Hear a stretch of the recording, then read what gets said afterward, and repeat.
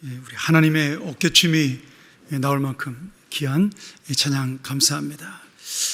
우리 함께 한 번 더 기도하고 주님 말씀 듣습니다.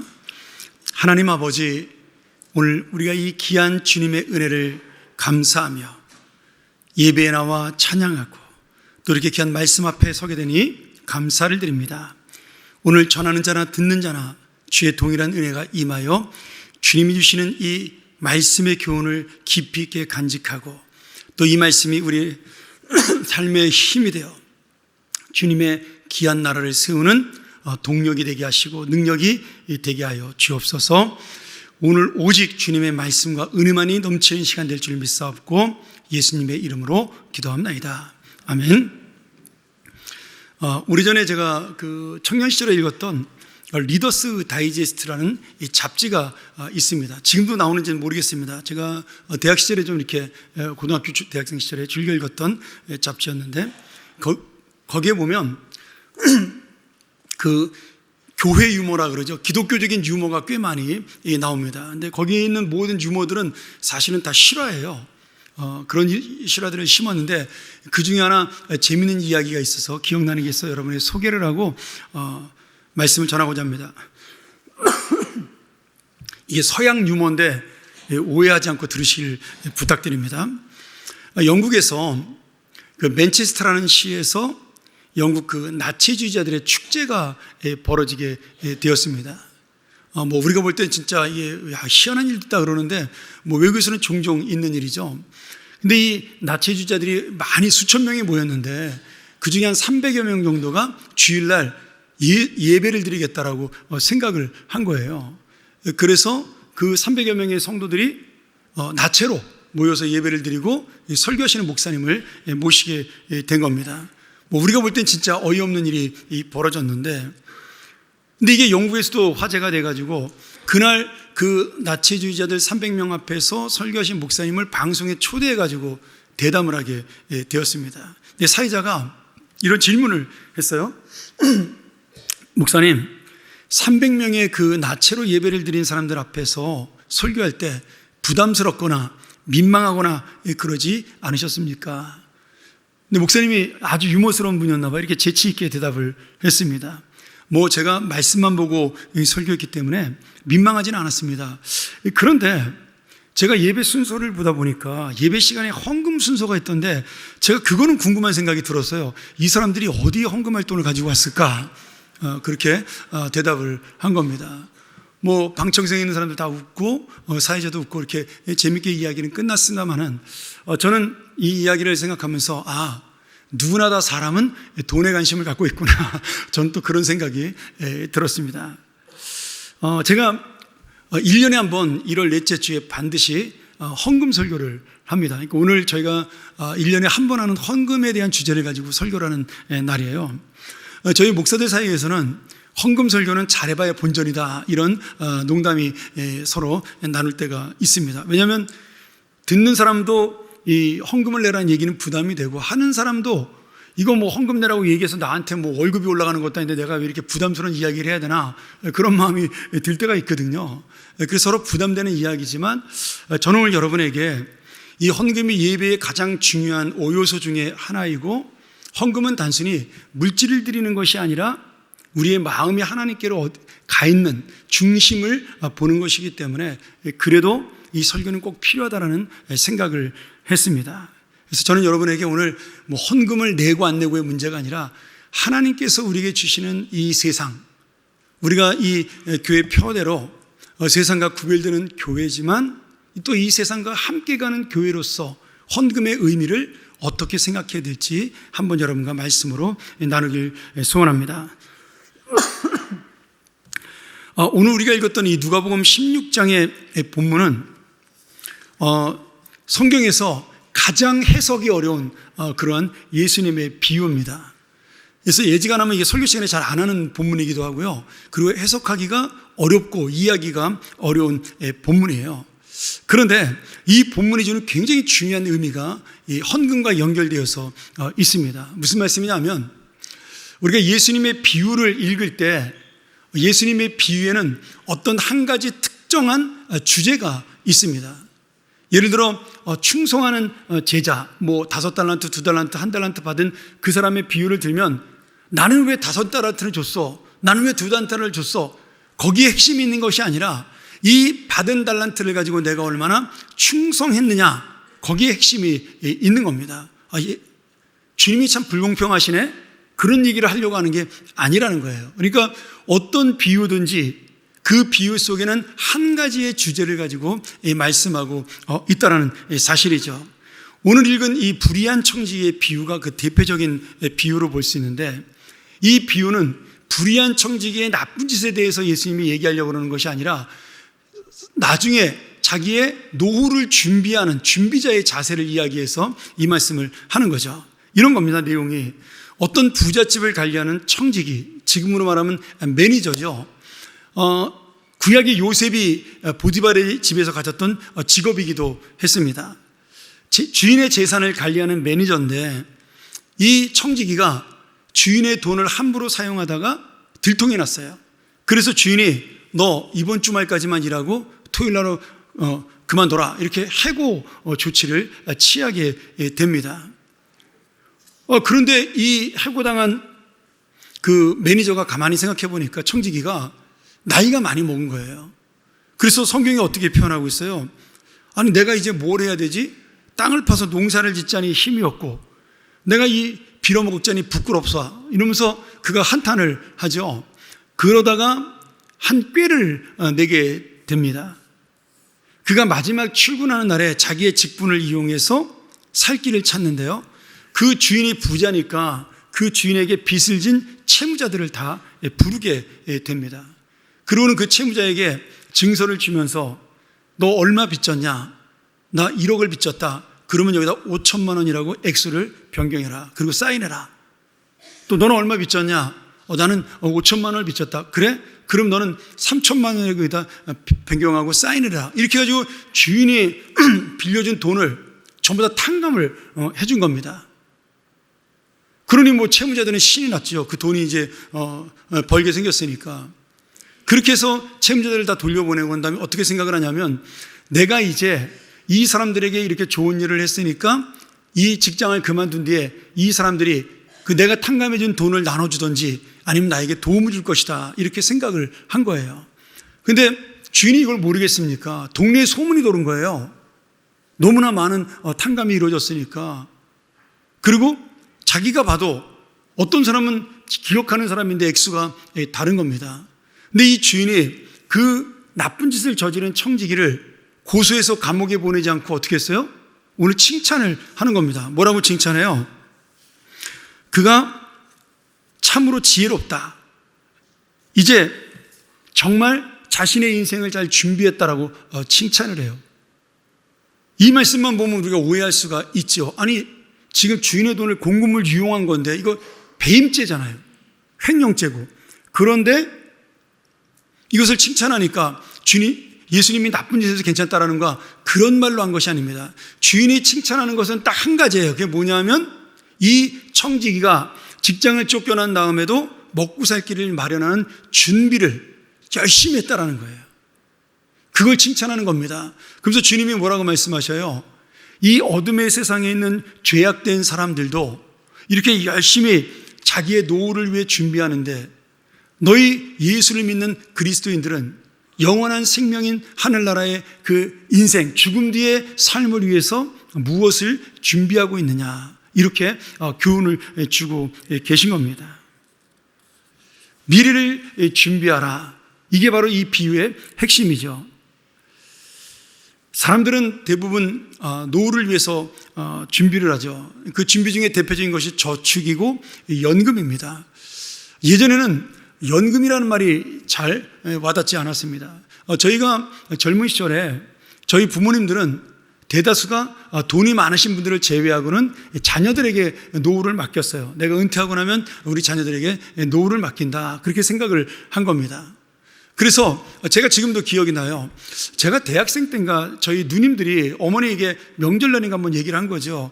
엄마, 이제 나이가 들어가시니까 엄마도 노후를 좀 준비해라. 저축도 하시고 연금도 좀 들어라. 그랬더니 우리 어머니가 뭐라고 그러셨냐면, 야, 내가 멀쩡한 아들 놔두고 왜 그런 준비를 하냐? 그렇게 우리 누나들에게 대답을 했단 말이죠.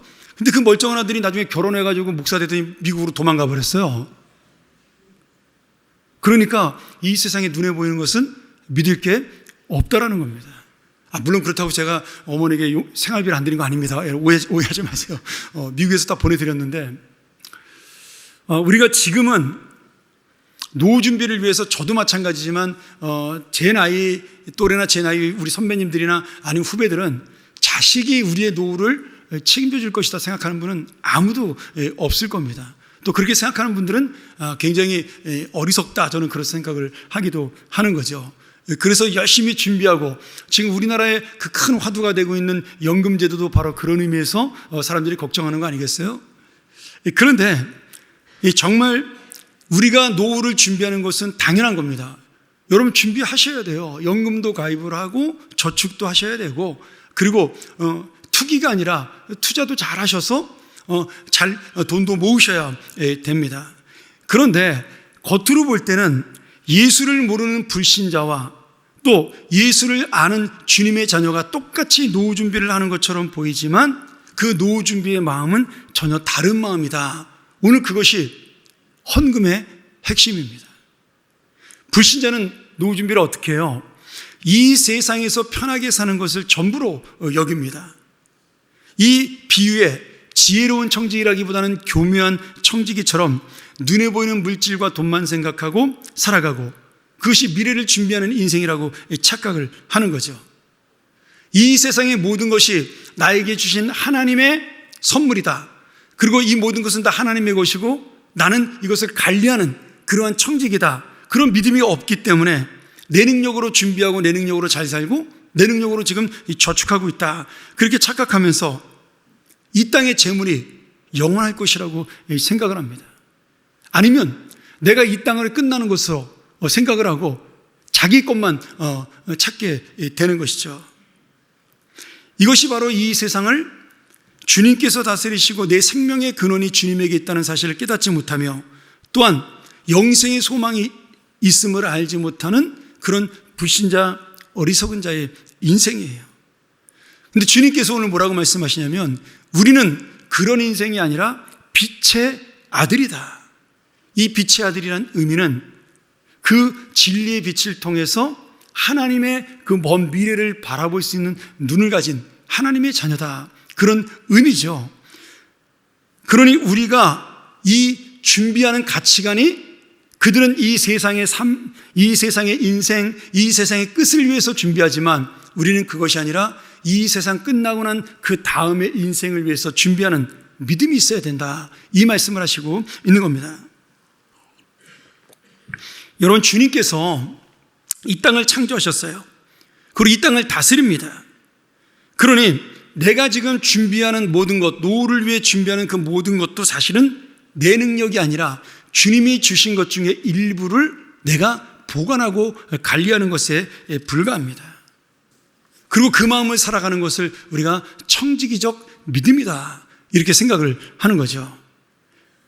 내가 재물을 많이 모았어도 하나님께서 그 재물 모을 기회를 주신 것이고, 세상의 주인이신 주님께서 그 재물을 일시적으로 나에게 맡긴 것이지, 그래서 나는 그 재물의 청지기이지 재물의 주인이 아닙니다.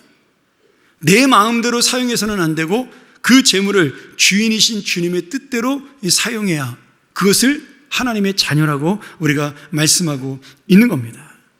9절에 보면 불의한 재물로 친구를 사겨라, 이런 어려운 말씀이 나와요. 왜 하나님께서는 이것을 불의한 재물이라고 말을 했을까요? 지금 이 세상 사람들은, 예수님이 보는 그 주변에 있는 모든 세상 사람들은 다 하나님의 그 영생의 소망을 믿지 않습니다. 이 세상이 전부라고 생각하고 살아가는 사람들이에요. 그러니 그들이 모으는 모든 재물은 어떤 재물이에요? 내 욕심과 욕망과 그리고 내가 잘 먹고 잘 살기 위해서 모으는 그러한 재물이었어요. 거기에는 하나님의 꿈이나 하나님의 비전이나 감사가 없었습니다. 그래서 그 재물이 불의한 재물인 겁니다. 그런데 그렇게 불의한 재물을 모으는 사람도 나중을 위해서 어떻게 하라고요? 그 재물을 사용해서 친구를 사겨라. 최소한 그 정도의 마음은 가지고 있어야 너희가 이 세상에서도 대접받고 살 수 있다. 이렇게 이야기를 하는 겁니다. 여러분, 재물 자체는 악한 것이 아니에요. 돈이 악한 겁니까? 돈은 중성이에요. 내가 잘 쓰면 좋은 것이고 나쁘게 쓰면 악한 것이 되는 겁니다. 가난한 분들이 돈이 왼수라고 이야기하지만 돈이 왼수가 아니라 우리가 왼수인 거예요. 우리의 마음이. 저는 그런 의미로 지금 이 세상을 살아가는 우리는 하나님께서 나에게 주신 재물을 통해 어떻게 쓰느냐에 따라 이 재물이 불의한 재물이 될 수도 있고 선한 재물이 될 수도 있다. 그렇게 믿습니다. 그리고 반드시 우리는 선한 일을 위해 이것을 사용해야 주님이 말씀하신 대로 이 보물을 하늘에 쌓아두는 것입니다. 나만 쓰는 것으로 끝나지 아니하고 하나님과 함께 사용을 하는 거예요. 이 시대에 자기만을 위해 살아가는 사람은 수단 방법을 가리지 않고 재물을 모으고 자기의 욕망만을 위해 살기 때문에 그 재물이 주인이 됩니다. 하나님이 재물을 주실 때는 그 재물을 주신 하나님을 주인으로 인정하는 뜻이잖아요. 근데 우리가 이 재물에 집중하다 보면 그 재물이 나의 주인으로 나를 오히려 종속하게 합니다. 여러분, 재물만 그런 것이 아니에요. 내가 하나님보다 소중히 여기는 것, 그것이 자녀이든 명예든 그것에 내가 집중하다 보면 그 욕망을 통해서 그것이 내 인생을 지배하는 주인이 돼요. 그래서 내가 내 인생의 주인이 누구냐를 놓치지 않고 살아갈 때 내가 모든 것에서 다 초월할 수는 없지만 그래도 의연한 믿음의 삶을 살아갈 수가 있습니다. 이런 의미로 주님을 생각하면서 내가 정직하게 성실하게 살고 저축하는 것은 정말 낭비나 사치가 아닙니다. 제가 예전에도 한번 그런 얘기 하지 않았습니까? 지금 이 세상에 돌아가기 위해서는 우리가 돈을 잘 사용을 해야 됩니다. 여러분, 이 땅을 하나님이 다스리는 나라라고 생각하면 여러분이 이 땅에서 살아가는 데 쓰는 모든 돈도 넓은 의미로 보면 하나님께 드리는 헌금이 되는 거예요. 내가 생활비로 쓰는 돈이든 여행을 하는 돈이든 아내와 그 자식을 위해 쓰는 돈이든 아니면 부모님을 위해 쓰는 돈이든 그 돈들이 적절하게 사용되고 있으면 그것은 하나님께 드리는 헌금과도 같은 가치를 가지고 있습니다. 우리 좀 여유가 있으신 분들은 너무 전략하지 마시고 쓰세요. 예전에는 전략과 검소가 미덕이었는데 지금은 아닙니다. 적절한 소비가 미덕입니다. 나라의 경제가 어려워지는 이유가 뭘까요? 사람들의 마음이 오그라들어서 돈을 쓰지 않기 때문에 장사하는 분들이 힘들어지는 거예요. 그러면서 거기서 일하는 사람들이 또 경제적으로 힘들어지고 나라 전체가 어려워지는 겁니다. 그러니 잘 쓰는 것도 애국이고 내가 적절하게 사용하는 것도 하나님 나라를 위해서 쓰는 좋은 헌금이 될 수가 있습니다. 물론 낭비하고 사치하면 안 되죠. 속옷을 8천만 원짜리 사 입고 이러면 안 됩니다. 저는 지난번 신문에 봤더니 그런 게 있더라고요. 다이아몬드로 만들었나? 그런 건 안 되지만 저희가 내 수준과 형편에 맞는 차를 사고 집을 사고 여행을 가고 이런 것들은 적절하고도 필요한 일인 겁니다. 주의는 꼭 지키시고요. 그래도. 근데 우리는 예전부터 검소하고 전략하는 것에 대해서 너무 많은 강조점을 뒀어요. 가난했던 시절이기 때문에 그것이 나라가 그 돈을 가지고 경제를 살리기 위해서 저축을 강조할 수밖에 없었던 거죠. 물론 저축하는 것도 중요합니다. 그런데 그 돈을 잘 사용하는 것이 더 중요하다라는 거예요. 왜냐하면 이 세상을 다스리는 하나님의 통치를 인정하고 내가 이 세상을 올바른 세상으로 만들어가기 위해서 쓰는 물질이기 때문입니다. 그러니 좀 형편되면 맛있는 것도 사 드시고 또 저도 좀 맛있는 거 사주시고 주변 사람들에게 좀 잘 대접도 하시고 그러셔요. 그게 하나님의 물질을 쓰는 믿음입니다. 그런데 우리가 이렇게 현실의 하나님 나라, 다시 말하면 지금 이 땅에 살아가는 하나님 나라를 준비하는 믿음으로 내가 노후를 위해 저축하고 투자하고 무엇인가 물질을 사용하고 있다면 더 중요한 게 있는데 영원한 하나님 나라를 위해서 준비하는 믿음도 있어야 한다는 거죠. 예수님의 이 비유를 듣고 그 말씀을 듣고 있던 바리새인들이 예수님을 비웃습니다. 우리가 읽진 않았는데 14절 한번 보실까요? 예수님이 13절에 너희가 돈과 재물, 다시 말하면 하나님과 재물을 겸하여 섬길 수 없다라고 그렇게 말씀하면서 그들을 교훈했더니 바리새인들이 그들은 돈을 좋아해서 이 말을 듣고 비웃었다, 이렇게 이야기를 하고 있어요. 지금 이 비유를 들은 사람들은 예수님이 말씀하신 그 노후의 준비, 이 세상 사람들, 빛의 아들들이 준비해야 될 그런 교훈을 본 것이 아니라 뭘 본 거예요? 야, 그 주인이 그 진짜 정신이 나갔구나. 자기 돈을 그렇게 낭비하는데도 그 종을 칭찬을 해? 그 청지기를 칭찬해? 여기에 지금 관심을 두고 있는 겁니다. 돈이 아깝다, 거기에 핵심을 두고 있는 거예요. 그러니까 이 비유가 말도 안 된다고 생각을 하고 비웃은 거죠. 나 같으면 절대 안 그래. 여러분, 왜 그럴까요? 같은 이야기를 듣는데 왜 바리새인들은 예수님을 비웃을까요? 그들은 이 죽음 뒤에 있을 예수님이 말씀하신 그 사후에 준비할 생명과 주님의 나라, 그 이 천국의 영원한 소망이 없는 거예요. 그리고 오직 이 세상에서 누리는 돈과 명예와 권력에 사로잡혀 있기 때문에 그들은 그 예수님 말씀에 하늘나라를 위해서 준비하라는 그 말씀이 와닿지가 않았던 겁니다. 여러분, 우리가 육신으로 살아가는 현실의 만족, 그것을 위해 살면 그것이 발전해서 어떻게 돼요? 당연히 내 개인의 욕망으로 나아가게 됩니다. 이것을 우리가 뭐라고 표현하냐면 수단 방법을 가리지 않고 성공하려고 그런다, 이렇게 표현할 수가 있는 거죠.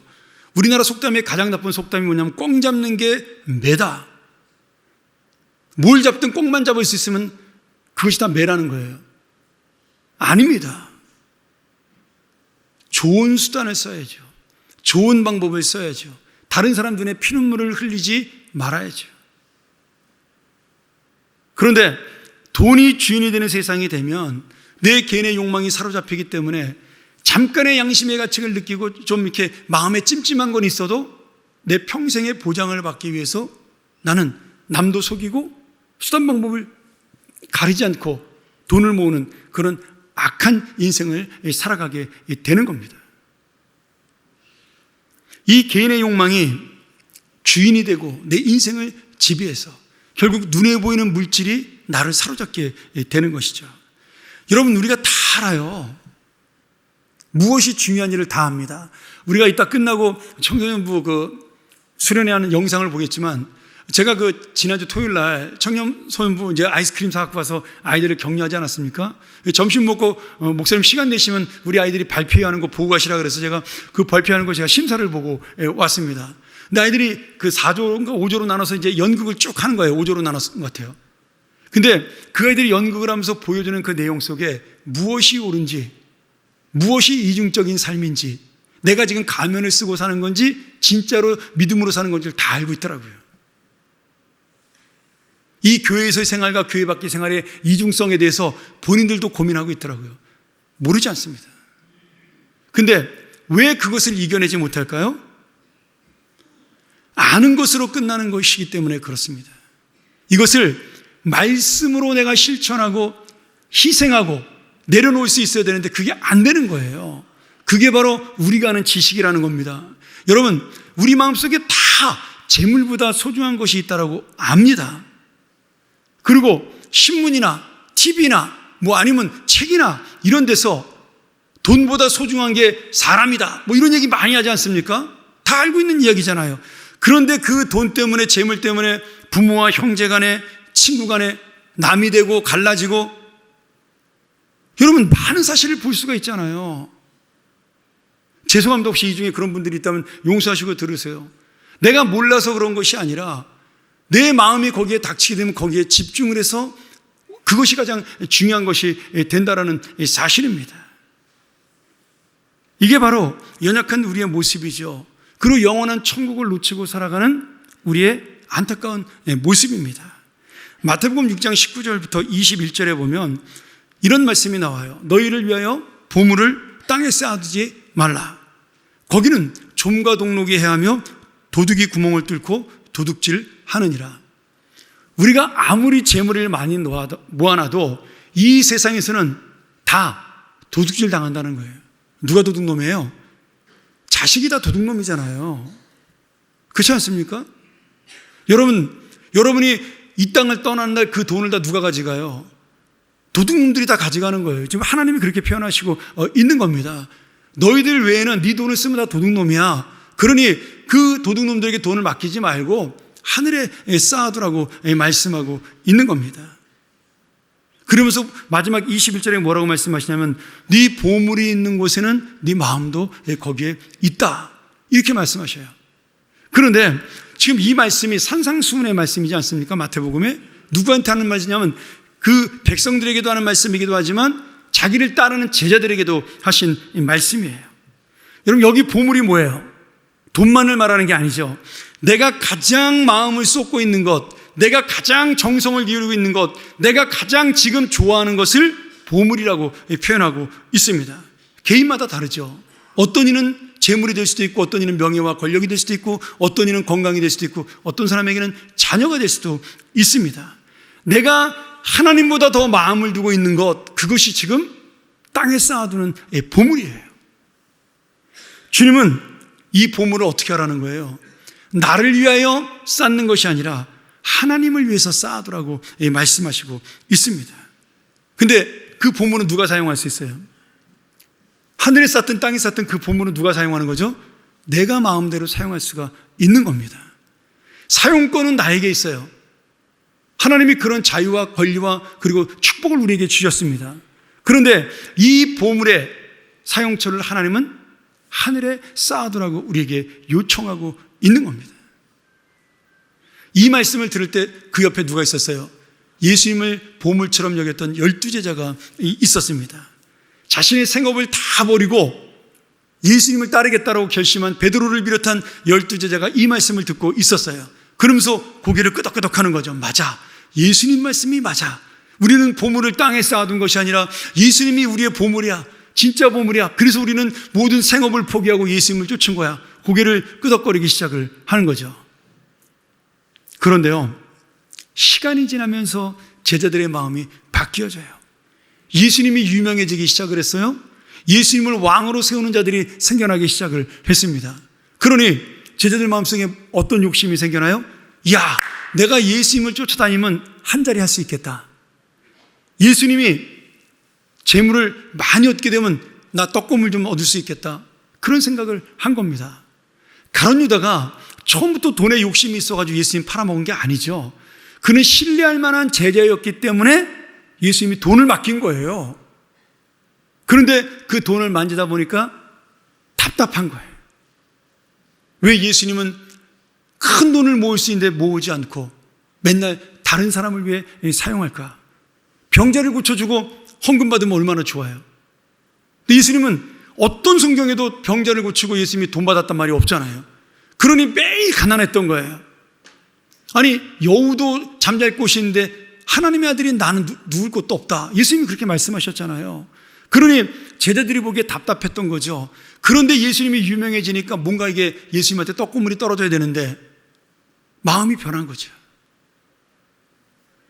여러분, 지금 약간의 차이가 있을 뿐이지 돈을 좋아하고 영원한 생명에 관심이 없었던 그 바리새인들, 주님을 따르면서도 돈과 명예에 관심을 가진 제자들, 똑같은 모습입니다. 좀 덜하고 더하고의 차이죠. 결국 어떻게 돼요? 바리새인은 자신의 보물을 이 땅에 쌓지 못하게 하는 방해물이 됐어요. 예수님이. 그래서 그 방해물을 치워버리려고 결정을 하죠. 그래서 예수님을 십자가에 매달아 죽게 합니다. 왜? 내 보물을 이 땅에 쌓아두고 싶어서. 제자들은요, 십자가에 달린 주님을 보고 저분은 더 이상 보물이 아니야, 애물덩어리야, 그리고 다 도망가 버리고 맙니다. 이 현실의 소망, 이 세상의 소망에만 관심을 둔 똑같은 죄인의 모습이죠.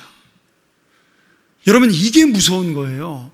내가 오늘 예수를 믿으면서도 바리새인의 마음으로 살아갈 수 있고 12제자의 마음으로 살아갈 수가 있는 겁니다. 보물을 하늘에 쌓는 것이 아니라 내 육신과 육심에 이 보물을 쌓을 수가 있기 때문에 그런 겁니다. 그러니 여러분, 항상 스스로 하나님 앞에 돌아보셔야 해요. 내가 이 땅을 떠나는 날, 나는 떠나고 나면 끝나는 거예요. 이 돈을 어디다 쓸지, 내가 갖고 있는 돈을 어디다가 사용할지 아무것도 나는 모르는 겁니다. 하늘나라 가면 끝이에요. 그러니 이 땅에 남아있는 자녀들, 도둑놈들에게 여러분 크게 기대할 필요가 없다라는 거예요. 죄송합니다. 자녀들을 도둑이라고 표현해서. 비유죠. 거기에 목숨 걸지 말라는 겁니다. 그것 때문에 애걸복걸하고 애타하지 말라는 거예요. 왜? 죽으면 이 세상 사람들은 끝나는 것이고 우리는 영원한 더 큰 생명의 영원한 소망이 있기 때문에 그런 겁니다. 이런 의미로 헌금이 우리에게 다가오는 의미가 중요해요. 내가 세상이 하나님의 나라로 잘 발전할 수 있도록 돈을 쓰는 것을 우리는 넓은 의미로 헌금이라고 본다면, 우리가 지금 주님 앞에 드리는 헌금도 내가 돈을 주님께 드리는 행위로 끝나는 것이 아니라 지금 나의 진정한 보물이 누구냐, 이 재물을 허락하신 하나님이 나의 진짜 보물이다. 나는 이 보물을 깨닫고 이 보물에 하나님의 그 은혜를 나는 가지고 하늘나라에 이 보물을 쌓겠다. 그것이 바로 우리가 드리는 믿음의 헌금의 표현입니다. 이 교회를 작은 천국의 공동체로 알고 내가 미리 이 은혜를 맛보고 지금 천국의 기쁨을 우리 교회에서 맛보니 내가 이 헌금을 통해서 이 교회에 하늘의 보물을 쌓겠다라고 결심하는 것, 그것이 바로 헌금이에요.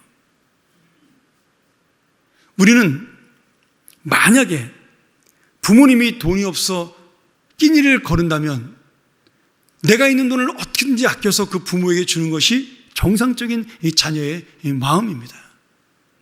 사랑하는 자녀가 공부가 너무 하고 싶어 무엇인가를 배우고 싶어하고 학원에 가고 싶어 한다면 내가 쓸 돈을 전략해가지고 그 자녀에게 주는 것이 부모의 마음이에요. 이 부모와 자식의 마음을 가지고 지금 헌금을 하는 것이 주님 앞에 드리는 마음이라는 거예요. 이건 여러분 돈이 아니에요. 우리의 중심입니다. 그래서 저는 여러분이 두 가지의 마음을 가져야 된다고 생각을 해요. 하나는 정말 내가 중심으로 주님 앞에 보물을 하늘에 쌓아두는 믿음입니다. 꼭 그 마음으로 헌금을 하셔야 돼요. 한간에는 11조가 신약의 신앙이 아니고 구약의 신앙이니까 더 이상 11조는 드리지 않아도 된다, 이런 이상한 소리 하는 사람들이 있습니다. 여러분, 그거 잘못된 거예요. 신약의 신앙은요, 맞습니다. 원칙적으로는 맞아요. 신학적으로는. 그럼 신약의 신앙은 뭐예요? 전 재산을 드리는 거예요. 우리 초대교회 알잖아요. 사도행전 그 4장 이후로 보면 초대교회 교인들이 교회 모여서 어떻게 했어요?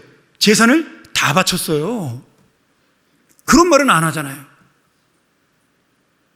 제가 전에 있던 교회에서 처음에 그 교회를 이제 개척하다시피 제가 세웠으니까 이제 어려운 교회를 교인들하고 고민하다가 이 헌금에 대한 이야기를 세미나를 하게 됐어요.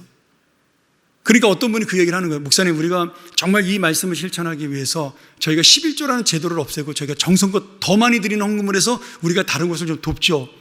그렇게 해서 1년 동안 11조를 안 했습니다. 제가 그러자고 그랬어요. 교인들이 원하니까. 근데 1년 뒤에 교회 리더들이 다시 찾아왔어요. 장로님들하고 주사님들이. 목사님, 다시 11조 하죠. 왜? 제가 해보니까요, 이게 11조보다 많은 헌금을 내려고 우리가 하지 말자 그랬는데 그렇게 안 되더라고요. 어떻게든 적게 내려고 애를 쓰고 자꾸 10분의 1이 아닌 다른 액수를 줄이려고 노력을 하게 되더라고요. 제가 하나님 앞에 죄를 짓게 되더라고요. 그러니 목사님, 다시 시작하죠. 제가 그다음부터 그럼 다시 하자 그랬어요. 무엇이 중요한 거예요? 제가 그러면 그 11조를 하지 말자고 허락했을 때 제가 성경을 몰라서 그랬을까요? 아닙니다. 교인들이 경험해보고 깨달으라고 그런 겁니다. 그때는 교회가 크지 않았기 때문에 개인적으로 다 그런 이야기들이 가능한 시절이었어요. 부흥되기 전이었으니까. 근데 정말 제 기도의 소원대로 하나님이 그들의 마음을 깨닫게 해서 먼저 찾아와서 다시 하자고 이야기를 하시더라고요. 사람은요, 연약합니다. 여러분, 자신할 수가 없는 거예요. 그래서 끊임없이 내가 주님 앞에 마음을 드려야 되는 겁니다. 근데 이 교회라는 곳도 사람이 모인 곳이잖아요. 우리도 연약해요.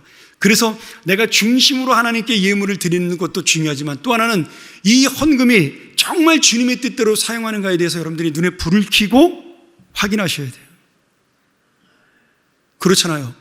제가 다 갖고 도망갈 수도 있잖아요. 물론 저는 통장번호도 모른다마는. 그렇게 여러분이 확인을 하셔야 돼요. 그래서 우리 교회가 진실한 교회로 정말 이 헌금을 제대로 사용하고 이 헌금이 선교와 구제와 전도에 그리고 이 교회를 운영하는데 잘 사용할 수 있는가, 사용되고 있는가를 여러분들이 계속 점검을 하셔야 되는 겁니다.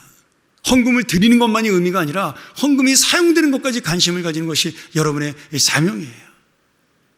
그게 우리 교회를 가장 진실하고 가장 아름다운 하나님의 교회로 성장시키는 그러한 비결 중에 하나입니다.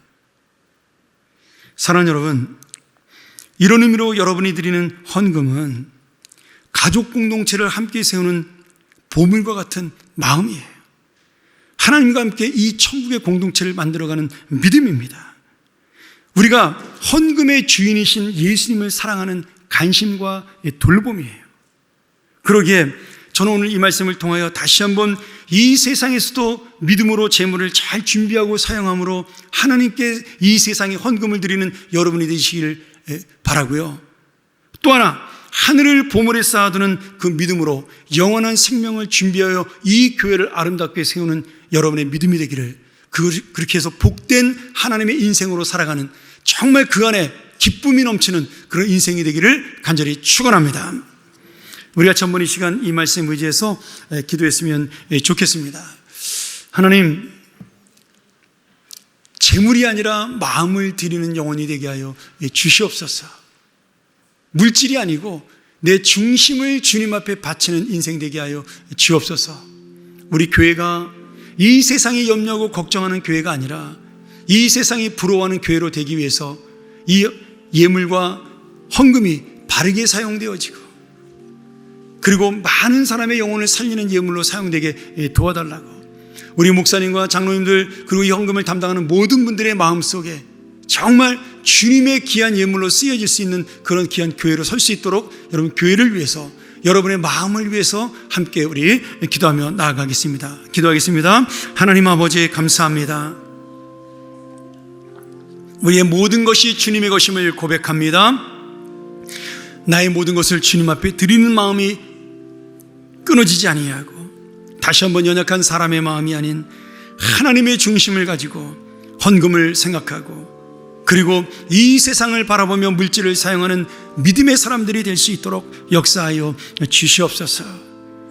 너희의 보물을 하늘에 쌓아두라는 주님의 말씀, 우리 마음속에 간직하여 정말 내가 이 땅을 떠나는 날 나의 보물은 어디에 쌓여 있는가를 고민하며 살아가는 우리의 인생 되게 도와 주시옵소서.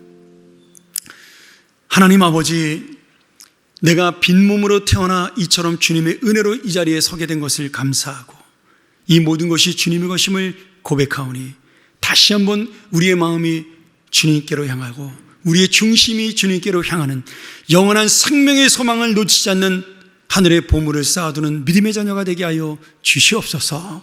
예수님의 이름으로 기도합나이다. 아멘.